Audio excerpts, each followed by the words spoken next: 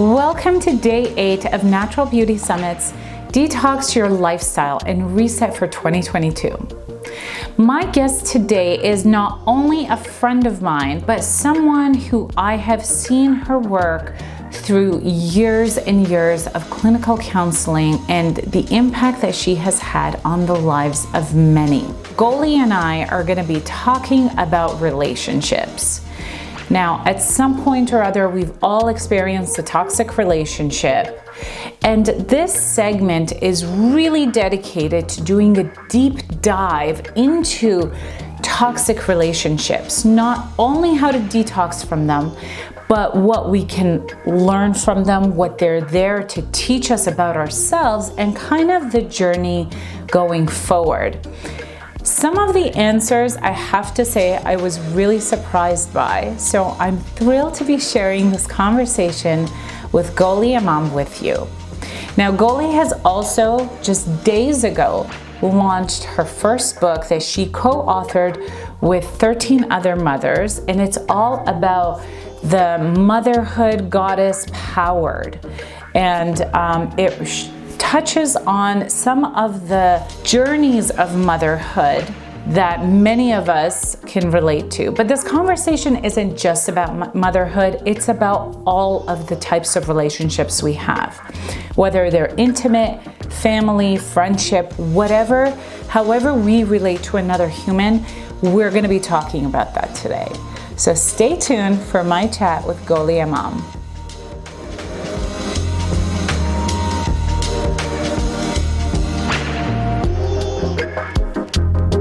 Welcome everyone to Natural Beauty Summit's Detox Your Lifestyle and Reset for 2022. Today I have my friend, my longtime friend, and one of my favorite people, Goly Emam, who is a clinical counselor with extensive experience with families and relationships, and we're going to be talking about relationships today and toxic ones. Welcome, Goly. Hi, thank you for having me, Salome. This is so exciting. Oh, I'm so glad that we can make this work because you have such a busy schedule. You just launched a book. There's a lot going on in your world, and we're wrapping up the year. But I thought it'd be important to talk about this because especially in a time when we're going into the holidays and we're, kind of coming together with family, which, tends to be the epicenter of trauma or toxicity. Oh, yeah. And sometimes not, but it's a great time to really look at and evaluate our relationships. And I really want to focus on toxic relationships. I know that your expertise spans way beyond that, but at a time where we're kind of, thinking about the new year, thinking about detoxing our lifestyles, relationships are a big part of who we are and how we connect, how we heal in the world. And I would love to get your perspective on what makes relationships toxic and how do you know that you're in a toxic relationship? These are such great questions. I love how it's linked to detoxing our lives. And you're right, our relationships are such a central part of all of our lives.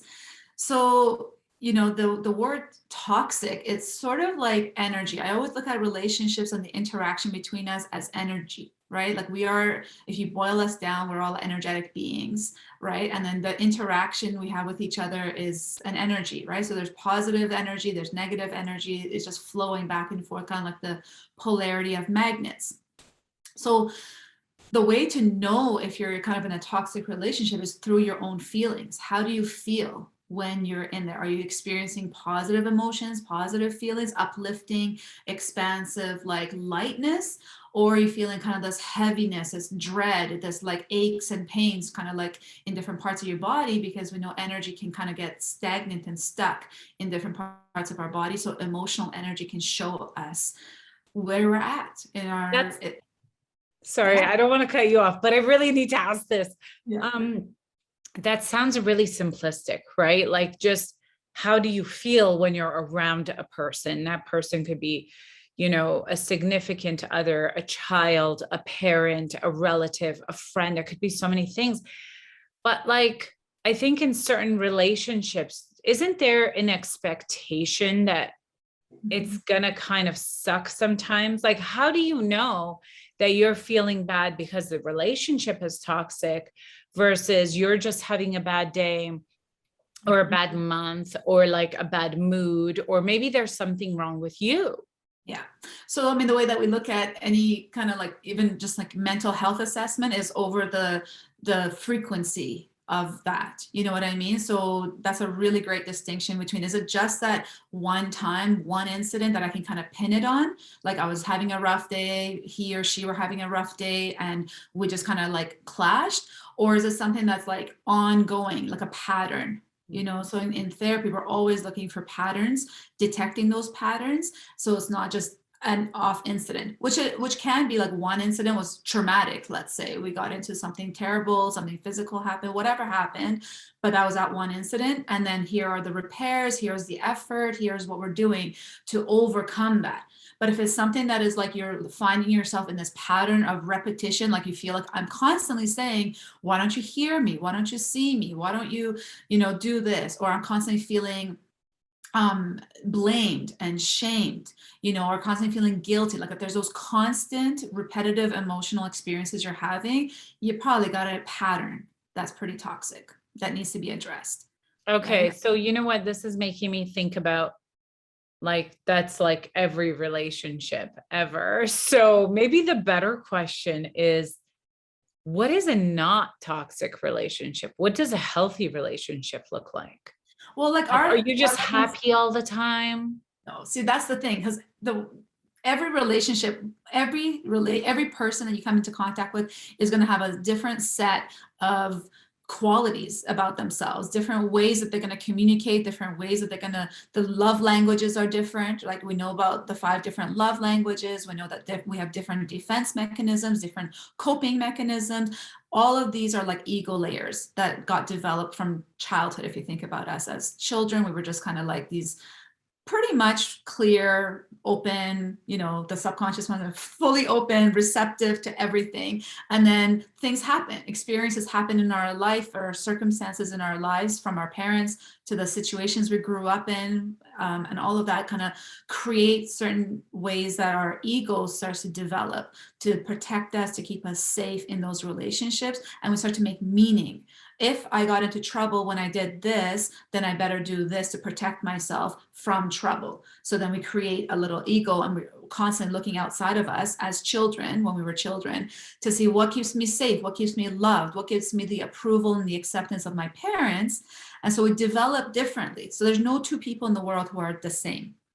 And so you bring us into, like, say, our adult relationships, and then you're looking at, okay, how do we interact with each other? And through those differences, if you look at each person's kind of like an expression of like pure consciousness coming out with all of these layers that they have, that contrast gives us something to learn about ourselves, right? But in a relationship that is healthy, you're able to be free to experience yourself, express yourself through all those emotions, talk about the emotions, express what your needs are, express what your boundaries are, and have them be received. So that's the kind of like the sign of a healthy relationship. We can resolve conflict, we can resolve differences by learning from mistakes and doing retakes. You know what I mean? But those times the relationships start to go into trouble is when we start to have to shut down certain parts of ourselves or hide certain things, or we can't. Then it becomes all these like no-go zones. Like some people feel like they're in a relation where they have to like constantly walk on eggshells around the other person. Yeah. You know what I mean? Or they have this like super passion about like going out dancing, for example, but because their partner's like so not into it, and especially with the times that we're living in, they're like, I don't want to do anything. So then they go on like sneak that because they still have that need and they can't come to like a middle ground or an understanding of each other. That's where you're like not really able to just be free to be who you are and express that, and then present your boundaries. Boundaries are not about saying no. It's more about saying, these are the conditions I need in order to thrive. Like, I really want these things, or these abilities in my life, to have this kind of relationship with you, or have this kind of, health and vitality, or there's these 4 different areas of life. So to be able to express those to the person you're in a relationship with, whether it's your partner, parents, children, depending on how much your livelihoods depend on each other, to be able to say, hey, can we like co-create this together? Even if we have differences, when there's differences, can we come to like a middle ground compromise without it being kind of skewed, where one person's constantly giving, the other person's constantly taking, and then it's like you end up feeling depleted, right? The other one is around being able to feel like recharge or wanting to be close. One of our biological like wirings is around wanting an expression of love, is around attachment. Attachment is the scientific word for love. And when we're securely attached to people, is like we want to be close to them, that proximity. So if you're finding yourself, you actually want to like stay away and distance yourself, something's up. You got to look into that. I mean, like, why do I feel like I'd rather avoid this person rather than be drawn to them? These are some really good points that you bring up. And I think we have all at some point or other experienced the tolls of a toxic relationship. And I'd love to hear from you, like, what are some of the costs of being around toxicity or being in a toxic relationship? Like, why is it important to, well, we're going to get to the shedding part later, but like what is the cost? The cost is that you start to lose yourself. When you're sitting in an unfulfilling relationship, yes, it's never going to always be perfect. We're not aiming for, there's no such thing as perfect. It's just this era of like, we're going through life together, learning and growing. As long as there's learning and growing going on and you feel free to be who you are and express yourself, those are kind of like my litmus test for being in a healthy relationship. But when you're not, and having to like hide parts of yourself or have to constantly repeat the same pattern, feel like you're hitting your head on the wall, or you don't feel safe, emotionally safe, physically safe, psychologically safe. There's a lot of people who experience narcissistic abuse. There's a reason it's called abuse. And the sad part is that a lot of people who are enablers or empaths click together with the narcissist. Their needs match into each other and click into each other in a very toxic kind of way, where the enabler constantly wants to have be put on them, and the narcissist constantly wants someone to blame. So you see they kind of like click into each other. And so over time, if you don't address things, if you don't grow through them, if you don't heal stuff, both internally, what's coming up and getting triggered or activated within you, or within the relationship dynamic, it starts to hollow you out from the inside. It starts to take pieces of you away, so that years later, like 20 years later, people don't even recognize themselves in the mirror anymore. And the worst part is you start to believe certain things about yourself. Your own self-concept starts to change. You start to think, well, I'm getting treated in this way with my closest relationship, so it must mean I'm not lovable, I'm not worthy, I'm not enough. You know what I mean? And a lot of times, marriage or adult to adult relationships mirror some of our initial experiences with our parents. And that's the hard part about that, because it feels so familiar, so we feel comfortable even if it's not healthy. We're like, oh, but I recognize this. I recognize being blamed. I recognize being shamed. I recognize feeling guilty or not good enough or having to constantly prove myself to be accepted or acknowledged. So you recognize it, your body recognizes it, so you go right into it, not recognizing that actually is perpetuating the same pattern that was not healthy from childhood. You know what I mean? But if you start to see, I don't feel very good in this, but now as an adult, I have the power to change those things and learn and heal whatever's being triggered from my childhood, with this person being like a mirror to me, then you can actually, the relationship have this power to like heal us through that contrast, through all of those conflictual patterns that pop up, as if we can start to become aware of where it stems from. That's where, like, Wow. therapy or counseling is going to the root. Like, when did this start? This pattern start? Yeah. And I think that that's why it's so important to like either seek outside help, or you need something from outside of the relationship to kind of facilitate that, whatever the kind of relationship we might be talking about. Because when we look at like relationship dynamics, they don't change over years. Like if you have a certain dynamic with your mother, it's probably going to remain like forever. Why is it so hard to change dynamics in a relationship? I would just say brain wiring. You know, our wiring is so deep and it happens over patterns or repetition of patterns, I should say, right? So it's like building a highway. You know what I mean? Like if you think about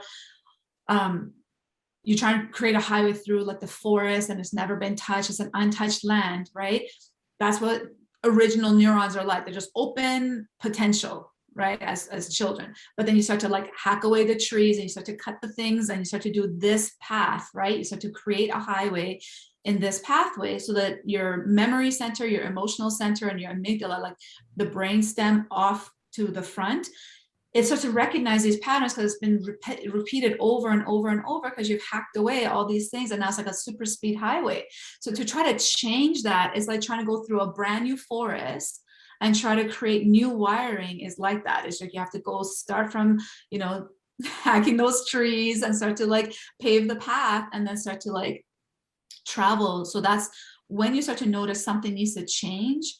It's always like one step forward, like 10 steps back, or Wow. 2 steps forward, 3 steps back. Like, you know what I mean? But the more you do this pattern, this new, healthier communication, owning, acknowledging our contribution to it, you know, whereas you would never have done that or experienced that before, apologizing, making amends, this becomes a new path. The more you repeat it, the more these neurons start to wire together, and the more these ones that are not being, you know, run on this highway starts to fall apart. These actually disintegrate. That's the beauty of the plasticity of our mind, of our neurons.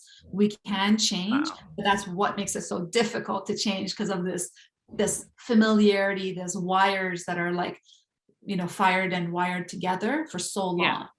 So that's why it takes time. That's a great analogy. I've never thought about it like that because, you know, if you think about it, even in those most practical terms, like when you're building a new highway, you still have the old highway that you have to navigate around or take down or whatever it might be.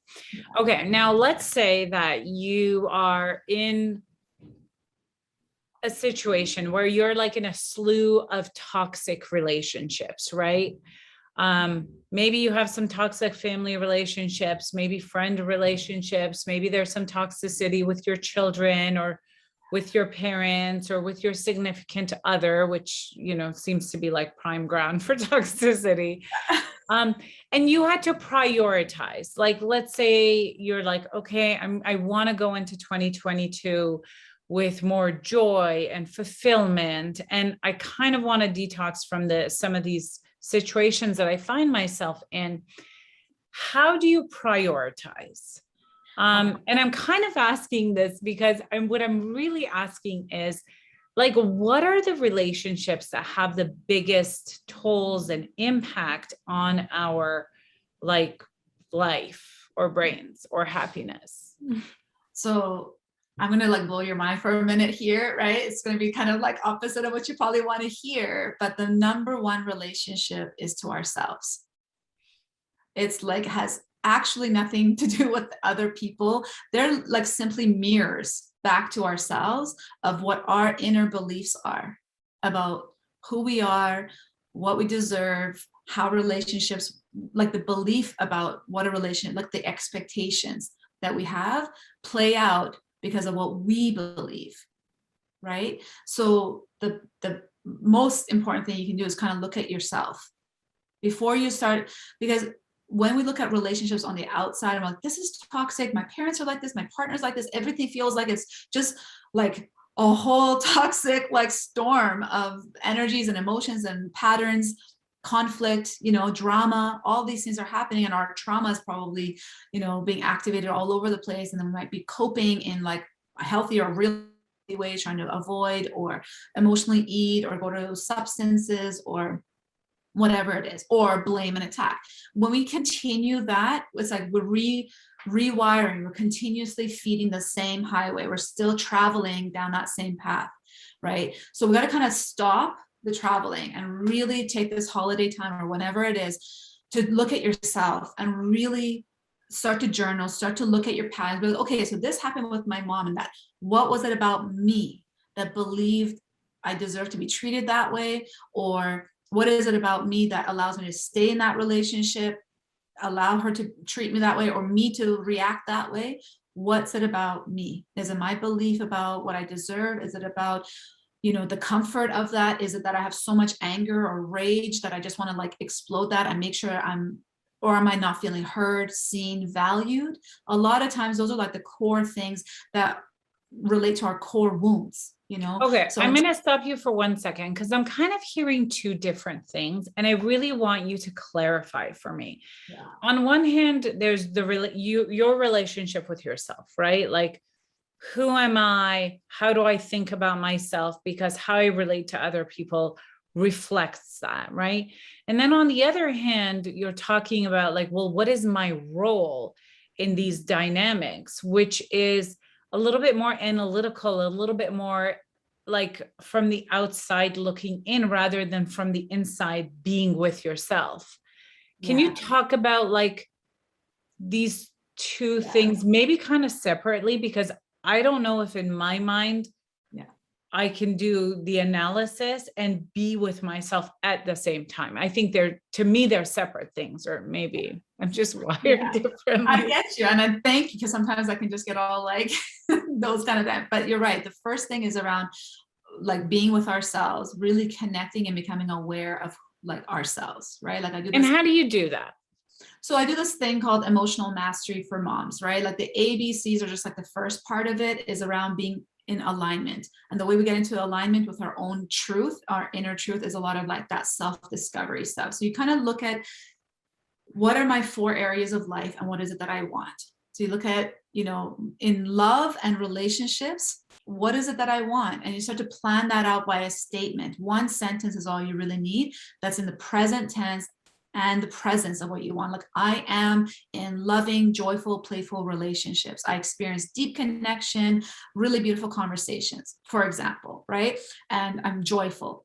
Then it's like health and vitality, right? So like, what do I want to experience in my health? I abundantly, take care of my health. I nourish it, rest my body, take care of my self, right? And whatever I need to help my health and vitality, my own energy. Then it's like my career and money stuff, right? Like, what is it that I want? And then what is my creative expression? How do I want to express myself?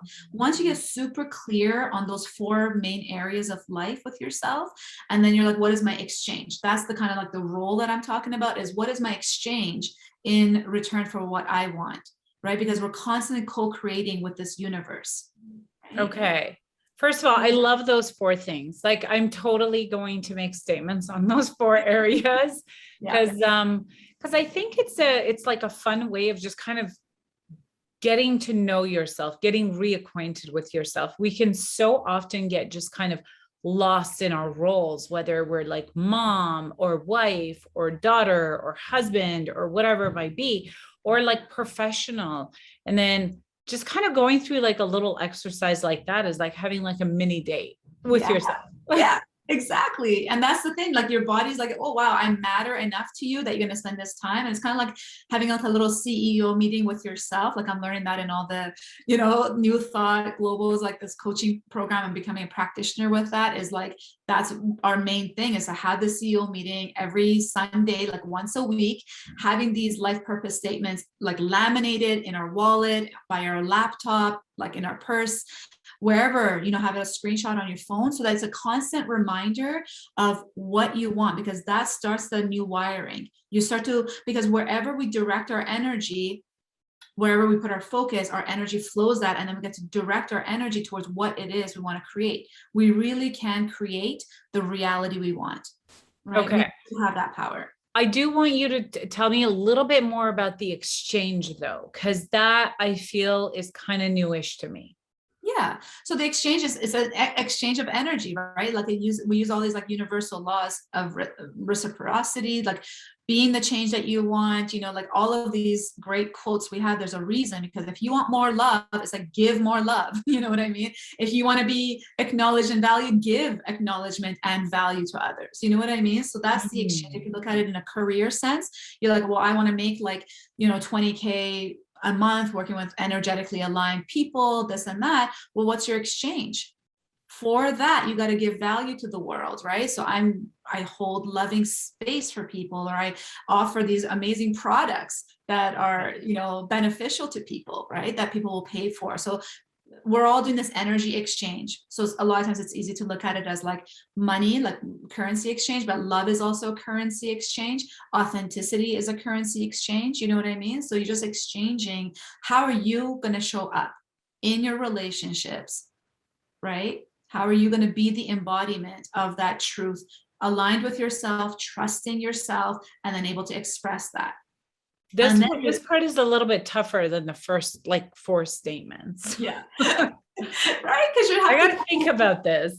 Yeah. Well, and that's the hardest part, Salome, because we've been trained to put all of our focus and energy on the outside world.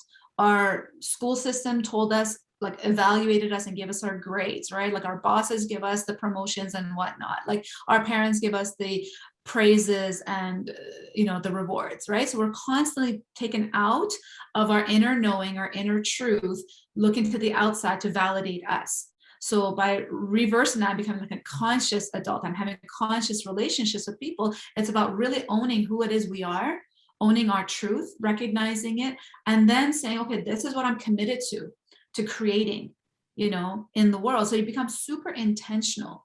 When you're intentional with your energy and with the people around you, it becomes easier to have those boundaries. People think boundaries and like all your stuff starts to pop up, like the people pleasing, the conflict avoiding, I don't want to not be liked because that's dangerous. You know what I mean? Once you're so aligned with yourself, then you don't mind not being liked, because you're like, well, that person's not my person then. If they can't respect that boundary, then they'll be somebody else's person. They don't have to be mine. You know what I mean? Oh, I love that. I love that. Okay, and it allows you to also respect other people's truth. Right? That's the other thing. Because if I'm so aligned with who I am, then it gives me this emotional generosity to like accept you for who you are. You know what I mean? And then we're not, because you're not constantly, contracted to meet my needs all the time. Yes, that's brilliant. Oh my goodness, that actually it really speaks to a lot of stuff that I have seen happening around me lately in like the social world, because, COVID is kind of like moving slowly away. People are coming back together, and then all of these pent up like dynamics are coming up to the surface, which is really, really interesting. But that is really, really cool. I love that. Now I want to kind of leave our audience with like, well, what can you do? Right? Because I think like personally for me, it's more often than not been, if I recognize something as toxic and, I eventually get to a place where I'm like, this is not for me. I'm like chopping block and I'm out. Right. Yeah. And, I talked about the shedding a little bit, like you're kind of growing and evolving into your own person and you're shedding some relationships. But like shedding relationships is really like scary, because so much of our life and, human experience is centered around our social connections and having those connections with people. So I think for a lot of people watching or listening, it could be scary to think that, oh my gosh, if I shed all of my toxic relationships, like what am I going to be left with? So I would love to hear from your experience, maybe some examples of like how to manage like how to shed, if that's necessary. Is it necessary? I really don't know. So you're the expert. Tell me. I mean, my job is always to help people come to their own realizations, to really, like, that's where the trauma healing is really important, so that you can release all the stuff that's covering your own inner truth, your own inner knowing of yourself.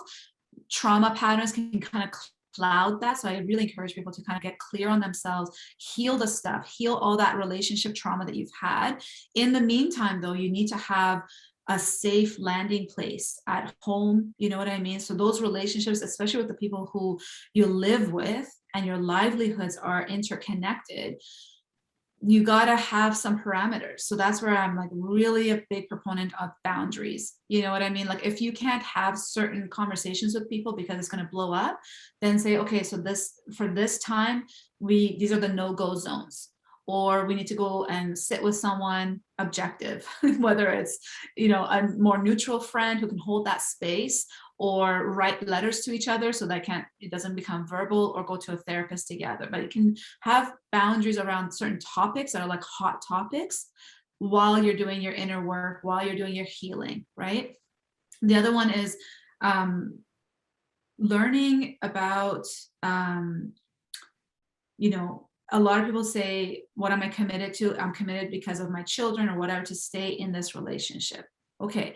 But it's like, we have narcissistic traits, or it's abusive on some level, or, there's all this defensiveness and deflecting. No one's taking accountability, or it's skewed, those things, those patterns that you notice, you're like, okay, but I'm committed to staying in this relationship because of these reasons. And a lot of people stay in those relationships.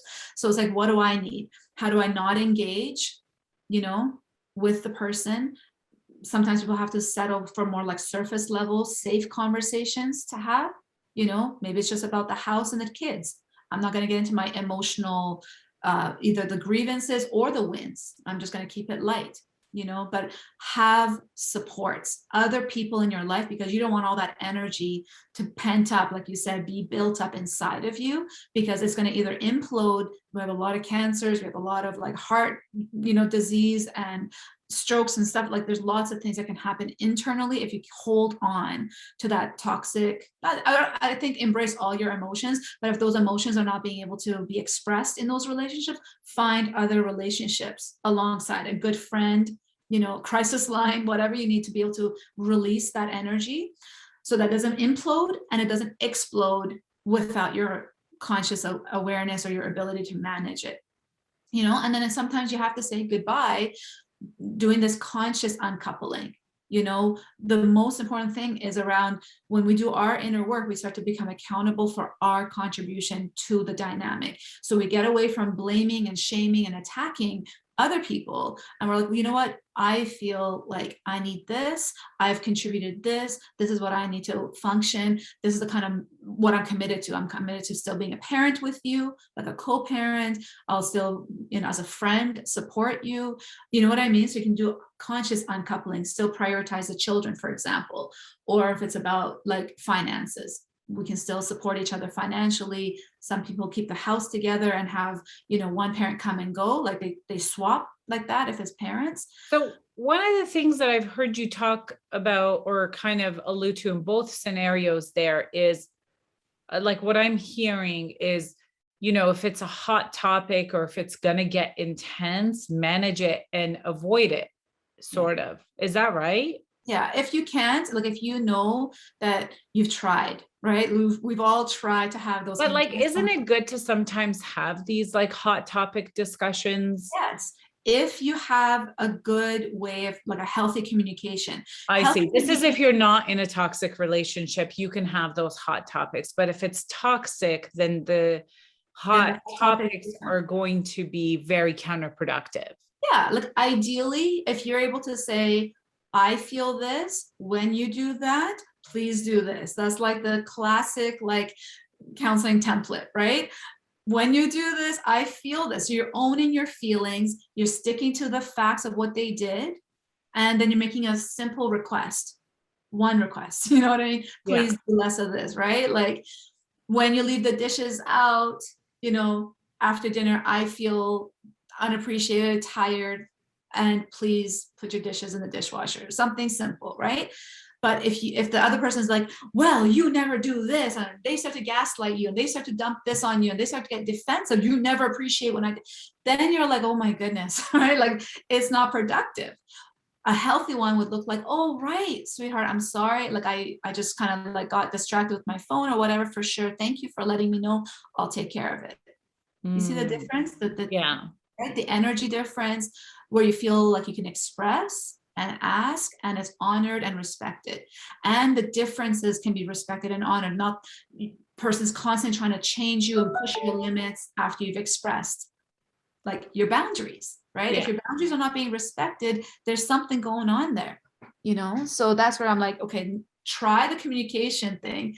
If that's not working, and if it's a pattern that's toxic, but you're still committed to staying together, then either seek help or stay surface and decide, you know, what you will and will not share with the person, and then have other community support, whether it's friends, family, support networks. There's lots of community support out there. Now, I have to just clarify what you're talking about. I mean, it sounds like you're kind of talking about it in the context of like a couple relationship, but do those same principles kind of apply with your kids, with your parents, extended family? Like, how do you navigate?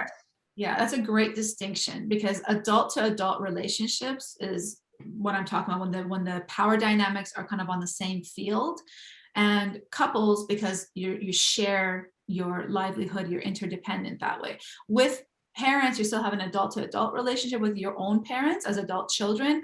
You can have a little bit more, you know, say and boundaries, and respect the differences, and learn, you know, okay, so my parent may understand me, we may be able to have these conversations, and some things are just like a no-go, they're not going to change. So I'm going to do the inner work to forgive, release, let go for myself, and then have this boundary around like what topics and how much we're going to see each other. You know what I mean? Yeah. And at the table, some people have that set up. You know, we're not going to talk about politics, we're not going to talk about pandemic, we're not going to like, those are the hot topics. We've agreed to disagree, and then we're not going to, but we're going to focus on these things that, you know, activities, crafting, cooking, eating, like the stuff that we can actually Agree on. That's a great point. I think like that's a great tip for people going into the holidays right now, to really just kind of be mindful, because, you know, you're going to see people that maybe you're excited to see, some that you're less excited to see, just because there's so many bigger gatherings. But setting those boundaries and rules for yourself, I think, is a great way to go. Yeah, and using self-awareness, like, I'm going into this, you can set an intention for the day, right? And then saying, this is like, if a hot topic comes up over the holidays, because it's bound to come up, especially if you haven't seen people, it's like, okay, I'm feeling whatever, like, own your feelings when something happens, right? So I feel this when we're talking about this topic, I'm going to go in the kitchen. I'll take like 5 minutes, I'll be back. Or if it doesn't change or whatever, we're going to have to head out early before dessert. Like, whatever it is, Yeah. make your exit strategies, like, known. If you're going with your family, just let everyone know that, hey, things could get hot or heated. You know what I mean? We want to keep it respectful, we want to keep it pleasant, or whatever it is. We don't want to end up, but some families are okay with getting into it. So Yeah. decide, right? You can even have an agreement ahead of time, like, hey, everybody, group chat, you know, are we going to talk about these things tonight, or is it like just focus on family and catching up and not worrying about all those hot topics? With children, your earlier question, it's a totally different dynamic, right? Because our children, they don't have this frontal thinking lobe fully developed yet, depending on their age, you know, up until age 26 for boys, or 26 for girls and 28 for boys, this frontal lobe is still developing. But at least the first 18 years, parents have to do, it's like a unidirectional flow of energy, flow of being there, flow of accepting, understanding, modeling, co-regulating. It starts from the parents. That's why I do a lot of work with the parents who come to me, say, fix my kid, they don't have these problems. But I got to focus on the parent, because parents sometimes, or a lot of times, forget how much power they actually have in the dynamic. It is actually a total differential of like the distribution of power is different. Interesting. And when parents start to change, when parents start to focus on the connection with their children before trying to change their behavior, things start to like really settle, because then children feel seen and heard, the empathy, like, I get it. You must be, that doesn't mean you don't have boundaries or you have to say yes. Understanding does not mean agreeing, right? Yeah. You understand your child, you give them all that empathy and understanding for whatever they're showing you, because all behavior is expressing, is communication, right? I see that you're loud and having a tantrum right now because whatever. Because you can't find your Spider-Man pants. Right? And it can seem so surreal to us adults, right? But to that child, it means the world. And a lot of times in counseling, especially in hypnotherapy, especially when we go to like trauma work, it's in that childhood time that the parent got mad and threw the doll into the garbage, and that child felt like you threw me in the garbage. That's how big it is. And that's the impact, the imprint, right? So that's why, like, parents, if you're feeling like so frustrated from a child and you want your child to meet your needs, like, obey me, listen to me so that I can feel better, you got some work to do. Usually that's your inner child screaming out, wanting to be seen and heard. And if you can reparent yourself that way, like be the parent, like for yourself in those moments, and take yourself away from your own child and say, okay, little child inside of me, I see you, I'm here for you, I'll protect you, I'll do all the things, I'll give you all your needs, you know, that you didn't get met when you were a kid, and soothe your own inner child first. Then you can show up for your actual child and be more emotionally available to them, so that we can understand them. But we can't, when we're clouded, we're only human, right? We can only, you know, do what we can do, but we need to be clear first. Well, I think that's a great segue into your book. I want you to just talk about it a little bit, because you know, we do have a lot of parents who are watching or listening to this, and I think it's really cool what you guys have put together. So you just announced it yesterday, and guys, we'll definitely include the links. And it's about parenting. Yeah, it's about motherhood in particular. So we did launch December 1st yesterday, and it's called Motherhood Goddess Powered. Now, the word goddess is to kind of acknowledge that we all have this divine energy within us, like that we can create, again, that reality that we want so bad for our lives. But it's about how we direct our energies. So this book is it's a co-authorship with 14 moms who are also helpers, healers, coaches, conscious parenting coaches, yoga teachers, therapists, different types of healers, and they've gone through their own journey. Like, we've all gone through our own journey. So the book, each chapter is by each author describing the personal journey with motherhood, and then what we learned, because we're always learning from our own worst experiences, our own traumas, and then the tips and strategies. So every chapter that I've read so far has touched me, has moved me in some degree, whether it's been about mother's loss of a baby, or trauma, like right after birth, to losing identity. A lot of times moms feel like they've had to just completely become a shell of themselves, putting everybody else first. My chapter is all about self-care, you know, the importance of that, because I used to think self-care was this like frivolous, like luxury, especially when I had kids, and especially being raised by a mom who was so self-sacrificing and kind of like that martyr style, that I was like, I can't like put myself first and go for like a yoga class or exercise or go out with my girlfriends. I need to like take care of these babies. You know what I mean? And when I start to see my own anger and rage and my own depletion, how it's starting to express, I was like, oh, this is not just a frivolous thing. Self-care became essential, like non-negotiable, and then really customizing that for myself. So I go through that in my book of like what your morning routine especially can look like to really fuel you, like energize you from the inside out, mind, body, and spirit.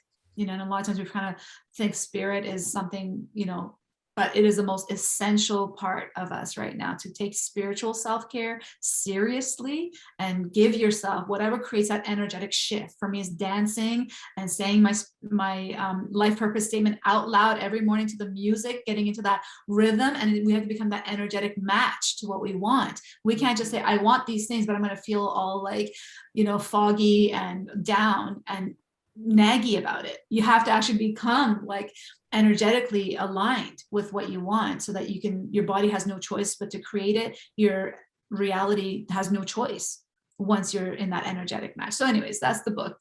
I love that. Well, thank you so much for hanging out with me and talking about all this super important stuff. We're going to include links. Any final words of where people can find you because I think you can now see people all over the world, right? Yeah, it is. It's really exciting, this whole technology that we have. So I do mostly virtual sessions. So golyemam.com We'll include the link. Yeah, and you can book a free call, because I think relationship is the most important thing. To connect with the person who's going to help you, you got to have that relationship. So I always offer, 30-minute free consultations. Through that, we can even look at the strategies that we might use for whatever struggle you're going through, because we're all going through different things, and it's really intense times right now. So yes, absolutely. Well, it's an honor to be here. And for detoxing, I mean, I think just taking a good look at yourself and and knowing that you're worth having those relationships that you so deeply desire. You're worth it, right? And you train people how to treat you based on how you treat yourself first.